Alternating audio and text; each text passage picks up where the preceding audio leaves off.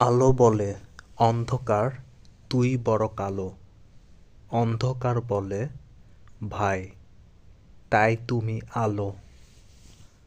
আলো ও অন্ধকার পরস্পরের পরিপূরক। এদের একটির অস্তিত্ব ও মূল্য নির্ভর করে অন্যটির উপর।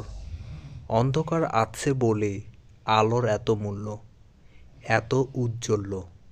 কালো আঁধারের পটভূমিতেই উদ্ভাসিত হয় আলোর মহিমা।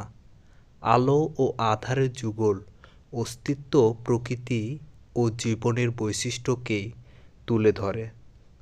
বিশ্বজগতে সুখ দুঃখ, ভালো মন্দ, সত্য মিথ্যা প্রভৃতি বিপরীতধর্মী ব্যাপারের মতোই আলো ও আঁধার পারস্পরিক সম্পর্কযুক্ত বিপরীতধর্মী ব্যাপার।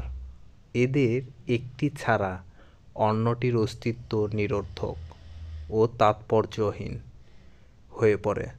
দুঃখ সয়েই আমরা সুখের আনন্দ ও মহিমাকে উপলব্ধি করি। মন্দ আছে বলেই ভালোর এত সমাদর। নিন্দনীয় মিথ্যাকে ছাপিয়ে ওঠে বলেই সত্য পায় নন্দিত মহিমা। এভাবে যা কিছু আমরা মন্দ, পরিত্যাজ্য, অপ্রাপণীয় ও অনাকাঙ্ক্ষিত বলে মনে করি, সেসব কোনো না কোনোভাবেই বিশ্বজগতের অপরিহার্য সত্য হিসেবে বিরাজ করছে। আলো পৃথিবীকে কর্মচঞ্চল রাখে, আর অন্ধকার কর্মক্লান্ত মানুষের জীবনে নিয়ে আসে বিশ্রামের সুযোগ।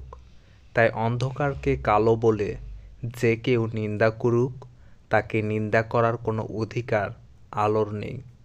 কারণ অন্ধকার না থাকলে আলো তার অস্তিত্ব ও মূল্য হারায়।